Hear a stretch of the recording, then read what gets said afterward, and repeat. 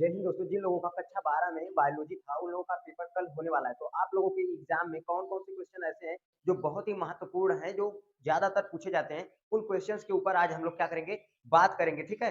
तो उन सभी क्वेश्चनों को हम लोग एक-एक करके क्या कर लेते हैं, देख लेते हैं। ध्यान रखना क्वेश्चन बहुत ही इंपॉर्टेंट है, जितने अच्छे से हो सके उतने अच्छे से तैयारी कर लीजिएगा, ठीक? तो सबसे पहला क्वेश्चन क्या है, मांसल फल क्या होता है? सबसे पहला जो क्वेश्चन है वो क्या है, मांसल फल क्या होता है, ठीक? तो मांसल फल किसे कहते हैं? वह फल जिसकी भित्ति सरस एवं गुद्देदार होती है, उसे हम लोग क्या कहते हैं? मांसल फल कहते हैं। एग्जाम्पल के तौर पे आप ले सकते हैं, जैसे जामुन हो गया, आपका आम हो गया, ये क्या आएँगे? मांसल फल की कैटेगरी में आएँगे। अब हम लोग देख लेते हैं कि क्वेश्चन नंबर 2 क्या है? क्वेश्चन नंबर 2 क्या है? क्वेश्चन नंबर 2 है आभासी फल क्या होता है? ठीक है, आभासी फल क्या होता है? ध्यान देना, ऐसे फल जिनका निर्माण अंडाशय से ना होकर किसी अन्य भाग से होता है, उसे हम लोग क्या कहते हैं? उसे हम लोग आभासी फल कहते हैं। तो आभासी फल क्या होता है? ध्यान देना, ऐसे फल जिनका निर्माण अंडाशय से ना होकर किसी अन्य भाग से होगा, उसे हम लोग क्या कहेंगे?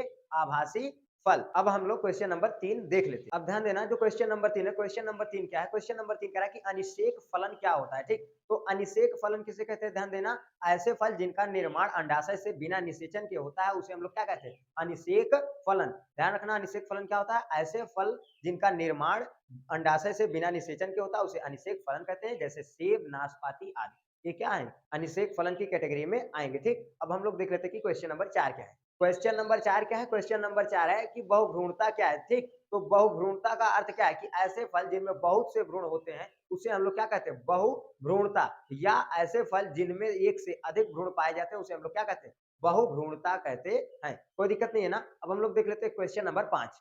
क्वेश्चन नंबर 5 क्या है? अंडजनन किसे कहते हैं? क्वेश्चन नंबर 5 आपका क्या है? अंडजनन किसे कहते हैं? अंडजनन ध्यान रखना क्या होता है? जब मादा के अंडाशय में कोशिकाओं के समूह से मिल करके जो अंडाणु के निर्माण की प्रक्रिया होती है, उसे हम लोग क्या कहते हैं? अंडजनन कहते हैं। तो ध्यान रखना, अंडजनन क्या होता है? तो अंडाशय में अंडाणु बनने की प्रक्रिया को हम लोग क्या कहते हैं? अंडजनन कहते हैं। अंडजनन ध्यान रखना 3 चरणों में पूर्ण होता है। पहला ध्यान रखना, गुणन प्रावस्था होती है, दूसरी वृद्धि प्रावस्था होती है, तीसरी परिपक्वन प्रावस्था होती है, ठीक? गुणन प्रावस्था क्या होती है? जब ध्यान रखना कोशिकाएं एक दूसरे से मिलती है, तो उसे कहते हैं गुणन प्रावस्था, ठीक? दूसरा वृद्धि प्रावस्था क्या होता है? जब मिल करके ध्यान रखना अंडाणु के निर्माण की तरफ आगे बढ़ते, तो उसे क्या कहते हैं? वृद्धि प्रावस्था। और जब पूरे तरीके से बन करके एकदम परिपक्व हो जाता है, तो उसे हम लोग क्या कहते हैं? परिपक्वन प्रावस्था। अब ध्यान रखना, क्वेश्चन नंबर हम लोग क्या देख लेते हैं? 6। क्वेश्चन नंबर 6 ध्यान रखना क्या है? क्वेश्चन नंबर 6 है शुक्र जनन किसे कहते हैं, ठीक? तो जैसे महिलाओं में ध्यान रखना अंडाशय से अंडाणु के निर्माण की प्रक्रिया को हम लोग अंड जनन कहते हैं, वैसे ही पुरुषों में वृषण होता है, तो इसलिए वृषण से शुक्राणुओं के निर्माण की प्रक्रिया को हम लोग क्या कहेंगे?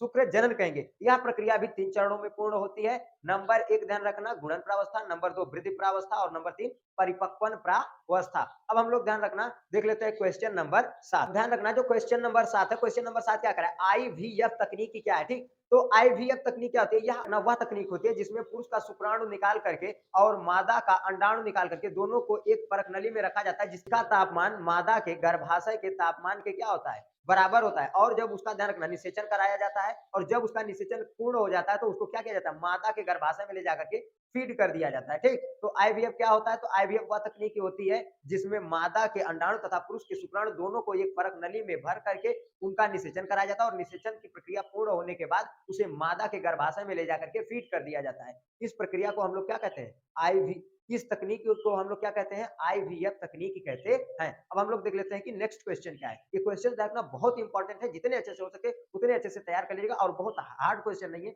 जितने इजी तरीके से हो सकता है उतने इजी तरीके से आप याद कर सकते हैं, और जितना इजी इनको बताया जा सकता था उतना इजी बताने का हम प्रयास भी किए। अगला क्वेश्चन क्या है? अगला क्वेश्चन है सरोगेट माता, ठीक है? सरोगेट माता क्या होती है? अब ध्यान रखना, सरोगेट माता का मतलब क्या होता है? ऐसा होता है ना कि कई महिलाओं को बच्चा पैदा नहीं होता, तो जब उनको बच्चा पैदा नहीं होता है, तो क्या होता है कि ऐसी स्थिति में वो लोग क्या करते हैं? किसी दूसरी महिला को पकड़ करके, ठीक है? किसी दूसरी महिला को पकड़ करके उसके गर्भाशय में क्या करते हैं? अपने बच्चे को रखते हैं, और जब उनका बच्चा पैदा हो जाता है, तो उनसे अपने बच्चे को क्या कर लेते हैं? वो लोग ले लेते हैं। इसके बदले में वह महिला उनसे क्या करती है? पैसे को लेती है। तो इस तरह की जो माता होती है, उसको हम लोग क्या कहते हैं? सरोगेट माता। अर्थात ध्यान रखना, सरोगेट माता किसे कहेंगे? जब किसी महिला के गोद को उधार लिया जाएगा या पैसे पे लिया जाएगा, तो उसे हम लोग क्या कहते हैं? सरोगेट माता, ठीक? अब हम लोग ध्यान रखना अगला क्वेश्चन देख लेते हैं। अगला क्वेश्चन क्या है? डाउन सिंड्रोम क्या होता है, ठीक? डाउन सिंड्रोम का मतलब क्या होता है? देखो ध्यान से, चाहे पुरुष हो चाहे महिला हो, इन दोनों के अंदर ध्यान रखना 46 गुणसूत्र पाए जाते हैं। लेकिन कभी-कभी क्या होता है कि कुछ लोगों में ध्यान रखना एक गुणसूत्र बढ़ जाएगा या तो एक गुणसूत्र घट जाएगा, ठीक? तो एक गुणसूत्र बढ़ जाता है और एक गुणसूत्र घट जाता है, ठीक? तो एक गुणसूत्र बढ़ जाता है तो उसे डाउन सिंड्रोम कहते हैं और अगर एक गुणसूत्र घट जाता है तो उसे टर्नर सिंड्रोम कहते हैं, ठीक? तो ध्यान रखना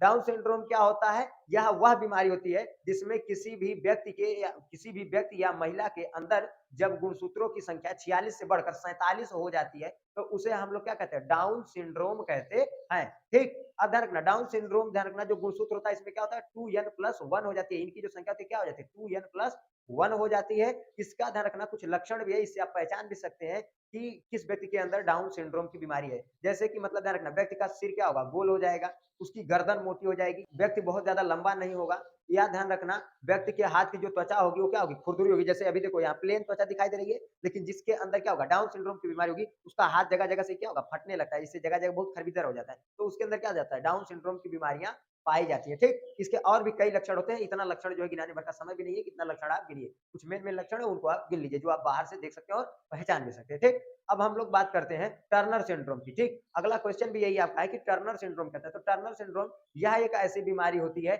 जिसमें ध्यान रखना व्यक्ति के अंदर गुणसूत्रों की संख्या 46 के बजाय एक घट करके क्या हो जाती है 45 हो जाती है। इसे हम लोग 2n-1 से क्या करते हैं प्रदर्शित करते हैं, ठीक? तो ध्यान रखना टर्नर सिंड्रोम क्या होता है ये भी आपको समझ में आ गया होगा, डाउन सिंड्रोम क्या होता है ये भी आपको समझ में आ गया होगा। ध्यान रखना अगला क्वेश्चन क्या है वर्णांधता। वर्णांधता क्या होता है? वर्णांधता एक यक्ष संलग्न रोग होता है जिसमें व्यक्ति लाल रंग और हरे रंग में अंतर पहचान नहीं पाता है, ठीक? तो ध्यान रखना जो व्यक्ति लाल और हरे रंग में अंतर नहीं पहचान पाएगा ऐसे व्यक्तियों को ध्यान रखना ज्यादातर ट्रैफिक पुलिस में नौकरी नहीं दी जाती है, ठीक? क्योंकि ध्यान रखना ये लोग लाल और हरे रंग में अंतर ही नहीं पहचान पाते। अब उनको देना है लाल और टिप दिया हरियर, दिक्कत हो जाएगा, एक्सीडेंट की प्रक्रिया सुचारू हो जाएगी। तो ऐसे लोगों को ध्यान रखना क्या किया जाता है कि ट्रैफिक पुलिस या रेलवे विभाग के जो है मतलब रेलवे विभाग के सिग्नल अधिकारी में उनको क्या किया जाता है काम नहीं दिया जाता, ठीक? अगला क्वेश्चन क्या है रोगजनक किसे कहते हैं?